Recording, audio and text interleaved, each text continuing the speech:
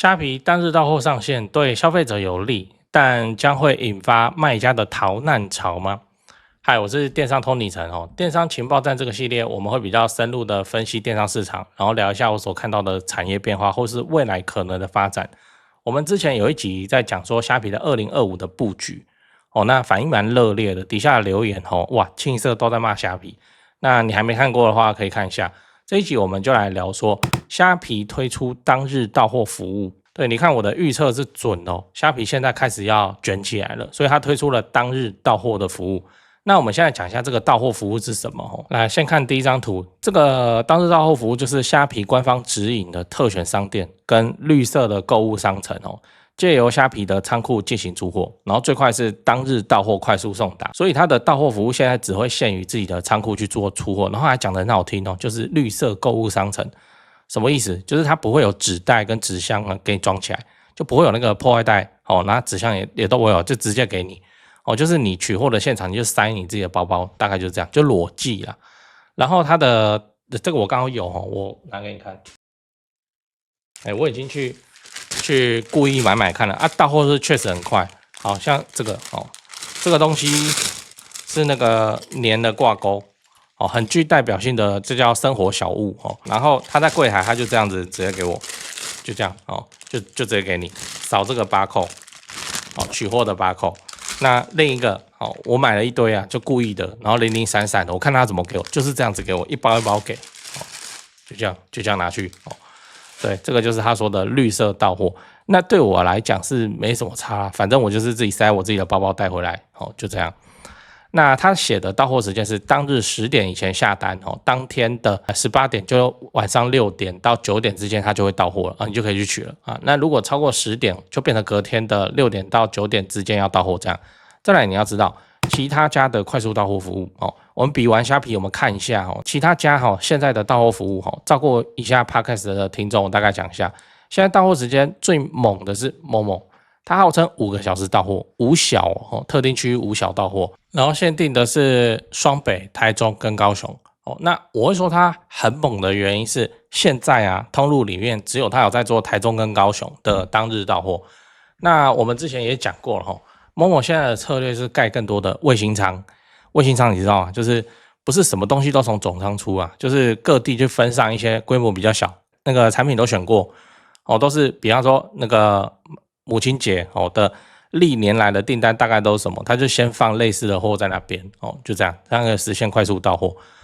好，那再来是 PC Home，PC Home 你应该也知道，它就是北基当日到货哦，现在还在试营运中。题外话哦，最近 PC Home 是有大动作的哦，它的执行长跟财务长双辞职，我未看先猜同意要进去了哦。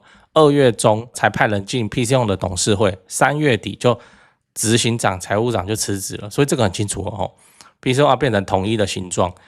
那我们讲回来，所以这个虾皮的当日到货看起来是针对 PC Home 哦，因为它除了北基以外，它故意多一个新竹，然后 PC Home 是24小时之内，它就是当天就到。然后我们来讲哦，大家对虾皮快速到货的看法哦。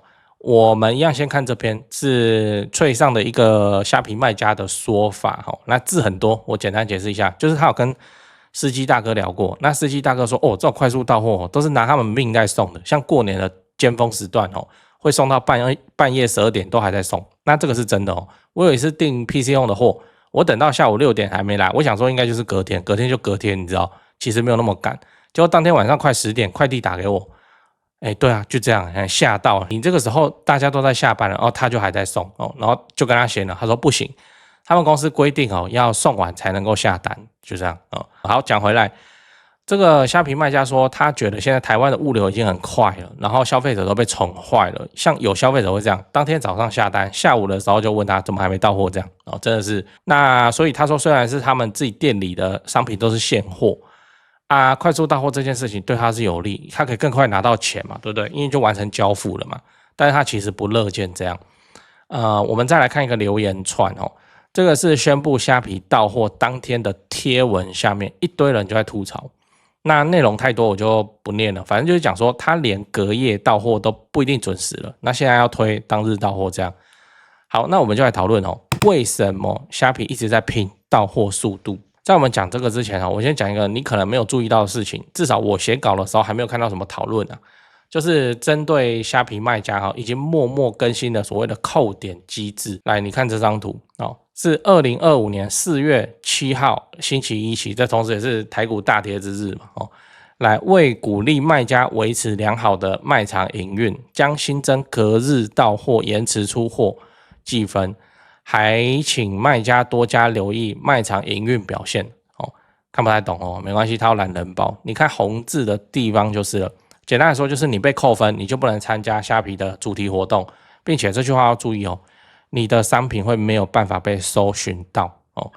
罚则多久？28天，夸张呢，对不对？哎，你不合我意，你不照我的规矩去做事情，那我也不管你说你现场实务工作有什么出货很困难的地方，反正就是直接断你1个月的这个搜寻曝光。那这个就应验了我上支虾皮影片讲的哦，在2025年虾皮在台湾就是收割的1年哦，他现在没有要跟你演，哎，顺我者昌，逆我者亡这样。你想要在我这里赚钱，那你就是要听我的，不然我就直接让你的商品无法出现在搜寻结果。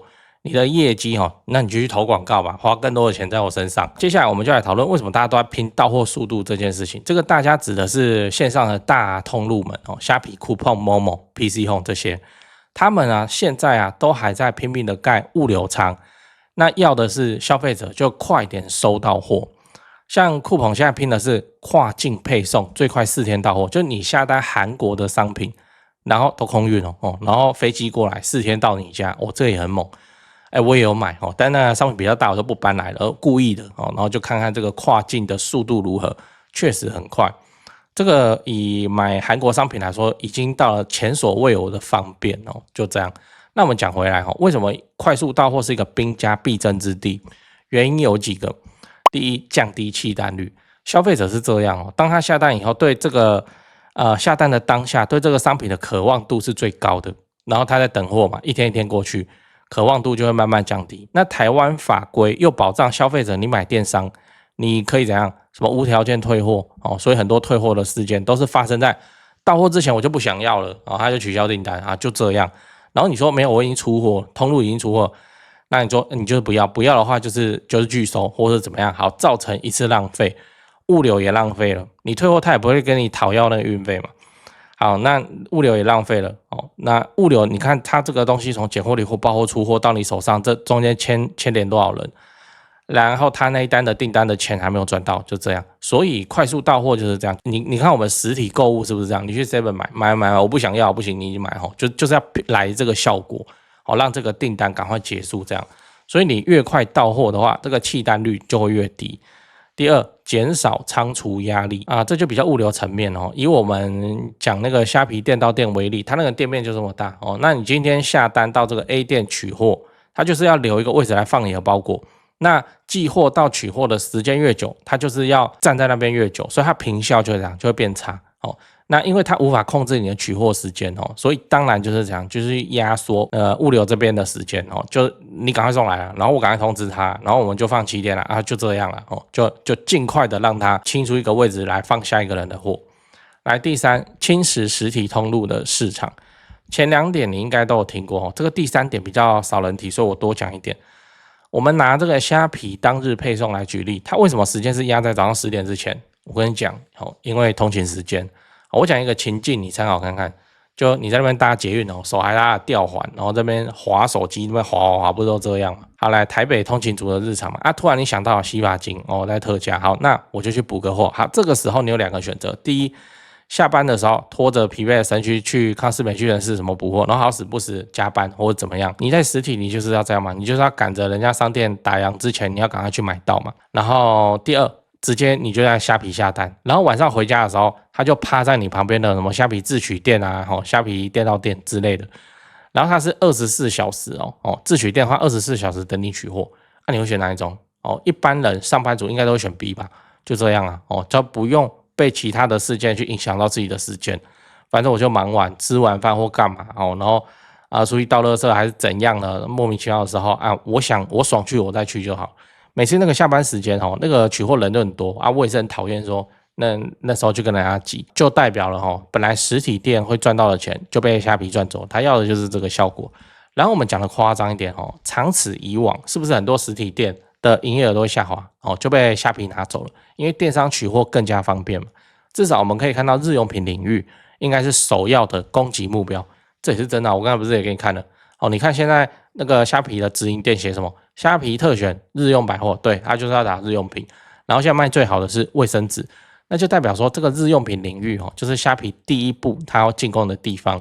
这也很合理，因为它是高频消费场景，所以虾皮当日到货可以更快的收割业绩。然后我八卦的时候还讲说，接下来会出招的领域啊，这很明确了哦，这业内应该大家都知道哦，分享给你。那最后你要知道虾皮接下来会怎么下棋。我们上一支影片讲，它走的第一步棋就是用自己的短影音功能。那你有没有去看？你现在开你的虾皮哦，然后它底下的那个5颗按钮哦，就最重要的那5颗按钮的地方的中间那一颗，你给它点下去。哦，它还有页签，有直播，哦，有短剧，你去看那个短片的部分，就是现在台湾的短影音创作者，哦，大概都跑去虾皮在那边卷了，哦，那有的真的是把不是说什么商品使用，哦，这样你要上那个影片也可以啊，哦，那真的是有人开始在拍类戏剧这种东西，那这个就我上一集影片有分析过，这个会带来哦虾皮另一个很大的成长动能，收割台湾市场。那现在看起来它的第二步棋就是它要持续的压迫台湾的物流跟卖家不是买家物流跟卖家物流你给我更快到货卖家你给我尽快出货不然就罚你就这样，这很明显了。你看他自己都搞当日配送然后所以他叫你快点出货，这还好吧？而且这件事情已经有预兆了。除了我们前面讲的罚则以外，他接下来会调整备货的天数，调整的时间都拉出来了。现在是3到20个工作天，等到今年的4月21号以后，最短就会变成3到10个工作天，等今年的7月1号以后，就变成3到7个工作天。所以接下来虾皮卖家你的苦日子就要开始了哦。你看，就已经有大卖家宣布退出虾皮了，这应该算大。以甜点蛋糕来说，这甜点蛋糕电商5星好评1.3万粉，所以代表说它的销售成绩还是真的很不错的。但是你看，它也是宣布要停止营运了，苗头不对啊，赶快跑！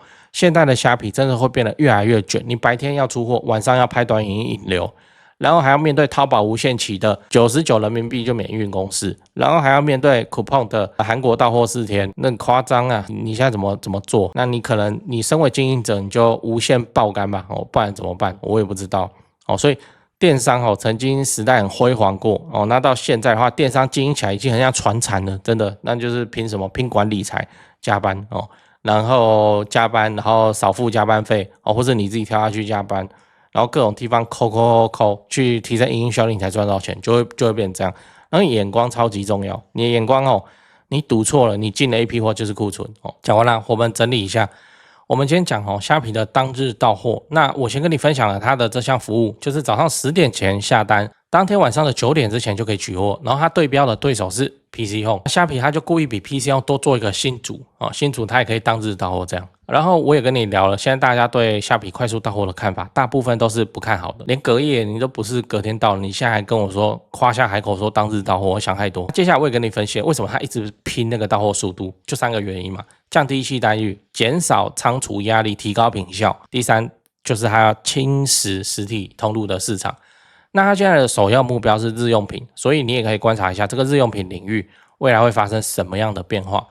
最后我们讲了虾皮接下来布局，基本上就是2件事情第一个用短影音来创高营收，然后第二个就持续的去压迫台湾的物流跟卖家让到货的速度变得更快。你觉得这个虾皮当日到货的看法是长什么样？你到底是支持还是不支持？身为消费者当然很好很爽啊，对啊如果你是电商相关从业人员，对不对？那就要换你吐槽了。讲八卦讲八卦。虾皮现在先进军日用品，而且锁定的东西是小物小物，什么厨房小物生活小物质感小物这种东西接下来它会进军的东西它会跨足的领域就是母婴母婴。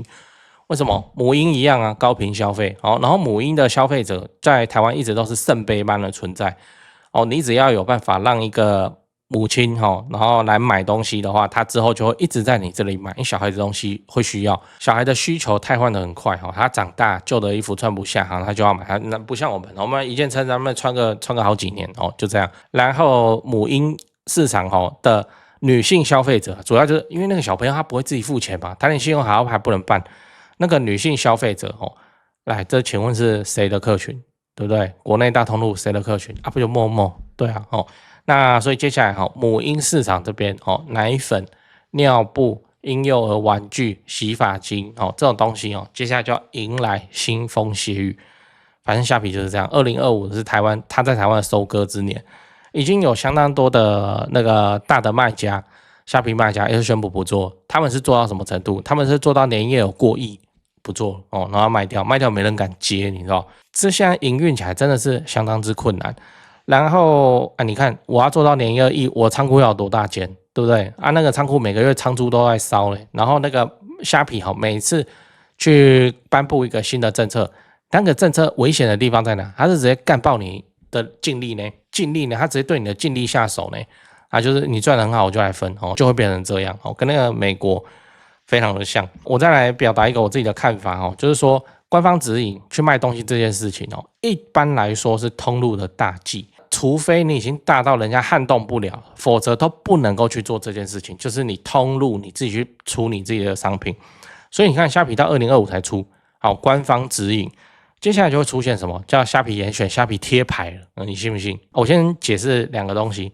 第一个解释说为什么通路不能做这件事然后第二个说为什么通路大了以后都做这件事好来，第一个通路不能做这件事，你是通路呢，你是叫大家来这里，你开的百货公司来摆专柜的呢，所以你会收集到什么？你会收集到完完整整的会员资料、顾客资料他喜欢买什么什么资料你通通都有，对不对？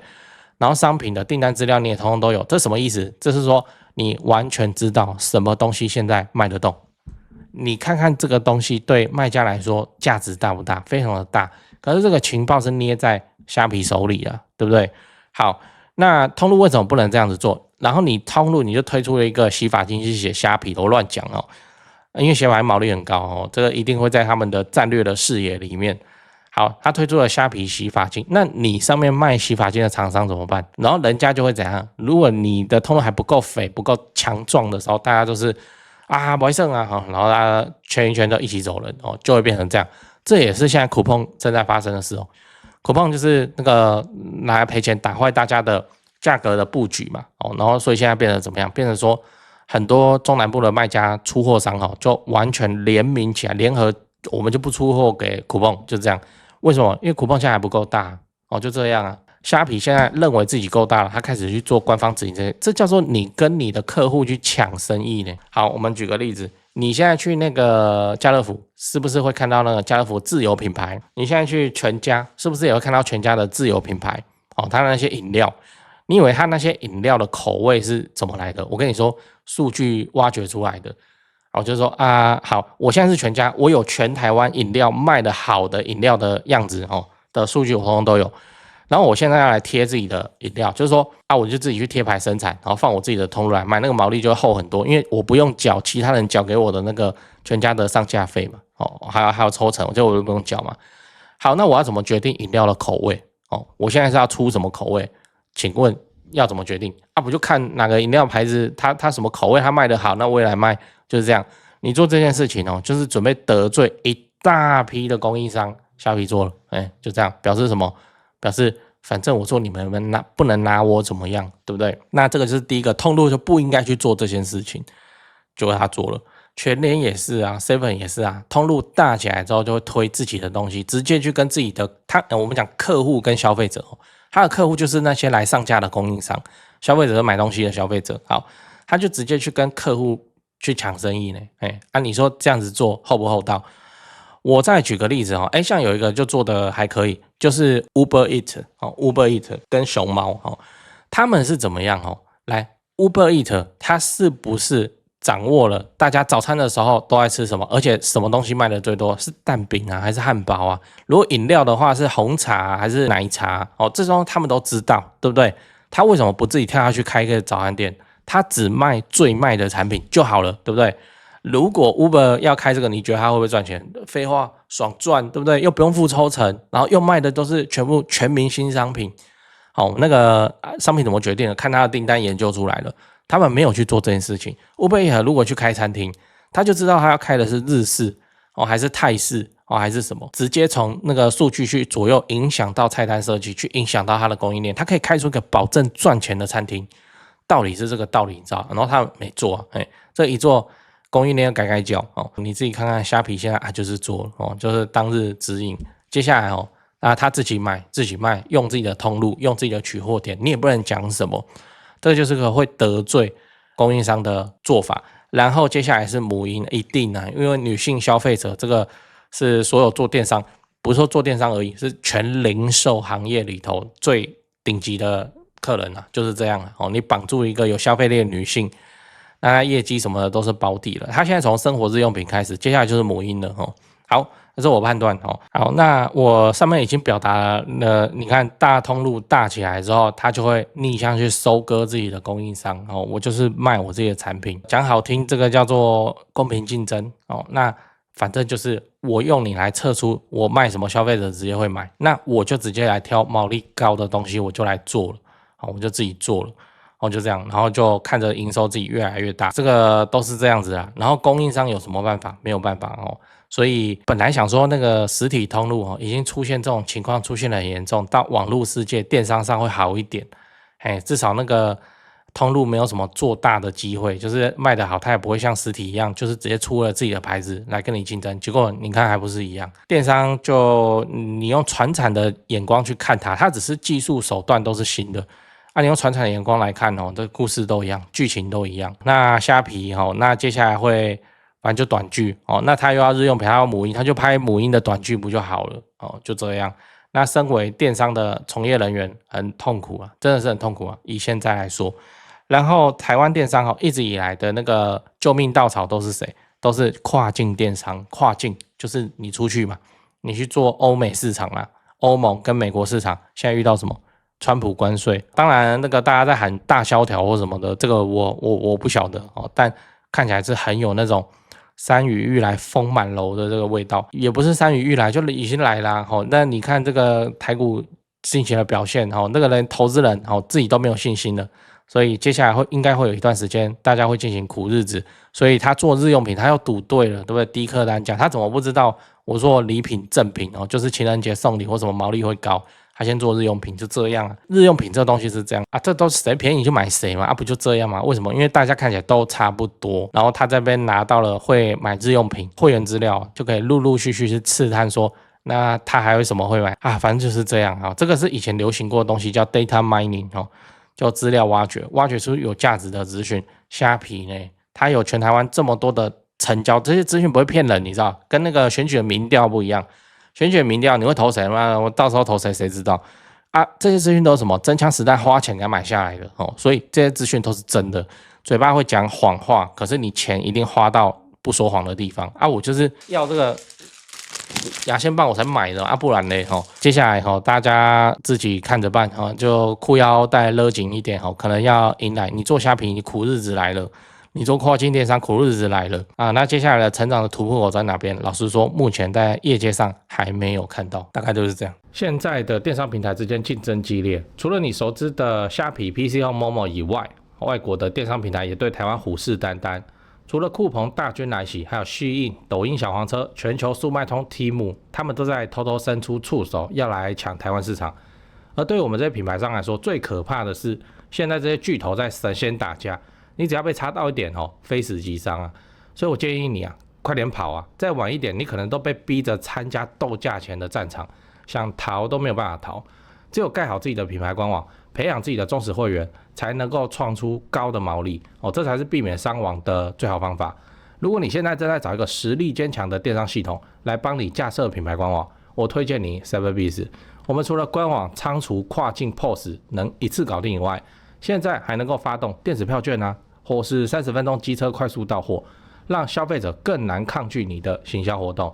这也是为什么那么多大品牌都喜欢配合我们 Cyberbiz 电商系统的原因。如果你想了解更多，那你就填写资讯栏的连结。那填完资料以后，我的同事会跟你联系，电商相关的问题应该都回答得出来，因为我们经验蛮丰富的。最后记得点赞并订阅我的频道，我会继续分享更多电商资讯给你。我是电商通灵城，我们下集影片再见。